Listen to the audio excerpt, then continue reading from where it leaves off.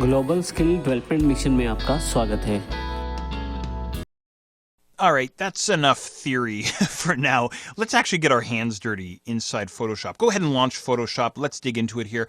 What I want to do in this exercise is I want to give you a quick 5-cent tour of the Photoshop interface, kind of give you the lay of the land here, okay?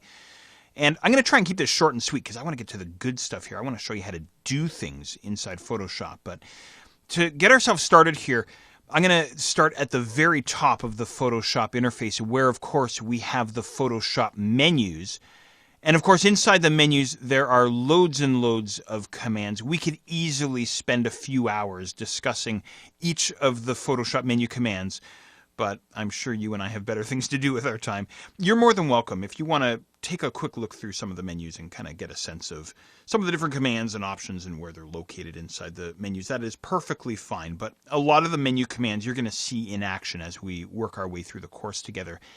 Just beneath the main menu, we have what's referred to as the options bar, this guy here. Now, your options bar might look a little bit different than mine, because the options bar is dynamic. In other words, he'll give us different settings, different options, depending on what it is that we're doing inside Photoshop, what tool we have activated, what task we're currently trying to complete or accomplish inside our Photoshop documents. You'll see this guy change. So keep your eyeballs peeled for this guy and the different options and commands that he contains. All right, now with that out of the way, let's move over to the left-hand side of the screen where we have the Photoshop toolbox. Now, the toolbox, as the name would imply, is loaded full of different Photoshop tools that we can use to accomplish different tasks, different techniques and methods inside of our images and our files. Okay?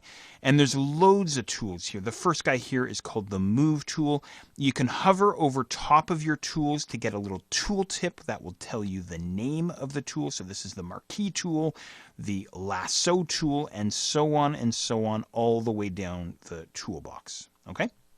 So, again, just like the menus, you might want to take a moment and just kind of familiarize yourself with some of the different tools that we have available. Notice, by the way, as well, this is a bit of a Photoshop pro tip. Notice when I hover my mouse over top of a tool, it tells me the name, but then there's a single character inside brackets on the end of the tooltip. So, rectangular marquee tool, and then it said M. Let me get this guy to appear. There he is right there. Or the Lasso tool, L. Or the Crop tool, C. These characters inside brackets, this is a keyboard shortcut to activate the tool inside the toolbox. Check this out. I'm going to go after the second tool inside the toolbox, the rectangular marquee tool. But clicking on this guy requires a little bit too much effort on my part. So instead, what I'm going to do is I'm going to tap the M key on my keyboard. That activates the tool for me. Now, I have to stress here, not Shift M or Control M or Command M or anything like that, just M all by itself.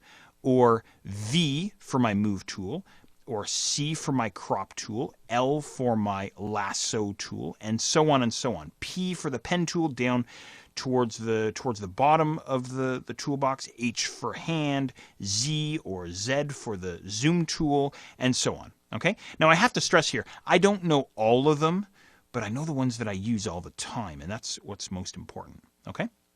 There you go. So there's your Photoshop toolbox pro tip. Now, something else that we can do here, notice that some of the tools have a tiny triangle in the bottom corner. If you had a keen eye, you may have noticed that there. What this is indicating to us is if we click and hold with our mouse, we're going to get a tool flyout that exposes additional tools. So hidden underneath the Lasso tool, we have two other Lasso tools. We have the polygonal Lasso tool and the magnetic Lasso tool as well. Hidden underneath the rectangular marquee tool, we have the elliptical marquee tool, the single row and single column marquee tools as well. Okay? And again, you'll find these all the way through the entire toolbox. There are loads of tools inside the Photoshop toolbox. Okay? So there you go. There's the toolbox, at least. Oh, there's one other thing I want to mention here. Way down towards the bottom of the toolbox, you'll see a black box and a white box. If you have different colors in there, try tapping the D key on your keyboard, just D all by itself. The first guy here, this is the foreground color swatch, and the white guy, the second guy, he's the background color swatch. And this, of course, relates to working with color inside Photoshop. Okay, so we have a little color area at the bottom of the toolbox. All right, so there's the Photoshop toolbox. Now, over on the right-hand side of the screen, we have the Photoshop palettes, or the Photoshop panels. These guys give us access to all sorts of different commands and options and special effects. Sort of like the tools, the palettes really come into play depending on what it is that you're trying to accomplish inside Photoshop. If you're doing some work on color, of course, the colors panel or the swatches panel are really going to come into play. If we're working on color adjustments, we'd go for adjustments. If we're after some special effects, it's all about styles, and so on and so on. There are loads and loads of panels. In fact, there's even more panels than what we see here. If I head to the window menu, what we'll get is our full laundry list of Photoshop palettes or panels. And of course, as you can see, there are tons of them. Channels, brushes, actions, info, navigator, tons of them. I really got to stress here though, and this applies to the Photoshop menu and the Photoshop toolbox as well. We're given loads and loads of options. A lot of these guys you're not going to use.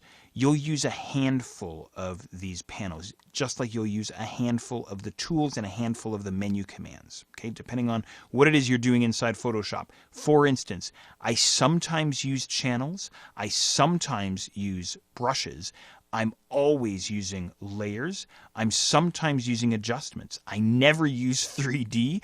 I oftentimes use actions. It really depends on what you're doing. So I don't want you to feel overwhelmed here that we have everything in the kitchen sink in here and that you feel you have to master every single one of them. You're going to get really good at using a few of these and you're going to get really efficient inside Photoshop.